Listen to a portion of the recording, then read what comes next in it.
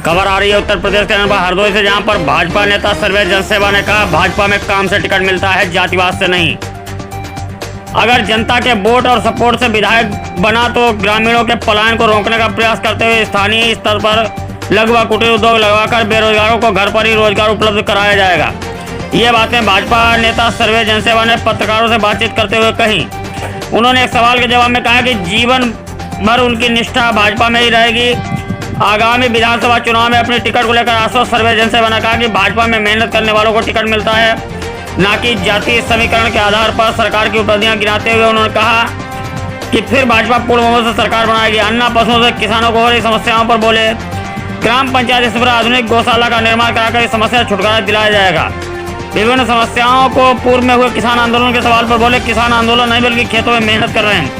किसानों के नाम पर कुछ लोग केवल राजनीति कर रहे हैं। पत्रकारों से वार्ता करते हुए उन्होंने कहा कि शिक्षा के क्षेत्र में सरकार ने काफी काम किया है। आने वाले में समय में सभी प्राथमिक व उच्च प्राथमिक विद्यालयों में इंग्लिश मीडियम की तर्ज पर पढ़ाई होगी। उन्होंने कहा मैं विधायक बनने के बाद हर ग्राम सभा में बारातघर बनवाऊंगा और पूरे विधानसभा क्षेत्र में ग्रेजुएट बच्चों को सरकारी रोजगार हेतु कोचिंग का ट्रेनिंग सेंटर खुलवाऊंगा। ये थी पियानी से सागर पांडे की रिपोर्ट। थोड़ा सवाल ये भी है कि पेट्रोलियम पदार्थ के बढ़ते हुए रेट क्या कहीं ना कहीं आपके ऊपर नकारात्मक प्रभाव नहीं डालेंगे आपके चुनाव पार्टी के चुनाव पर? तो भारतीय जनता पार्टी की सरकार माननीय नरेंद्र मोदी जी का उच्च नेतृत्व मतलब अच्छे नेतृत्व की वजह से इस पर कोई फर्क नहीं पड़ेगा। और जो पेट्रोलियम पदार्थ हैं, गैस की बात है, पहले गैस कनेक्शन थे मात्र 20, अब 2 करोड़ हैं।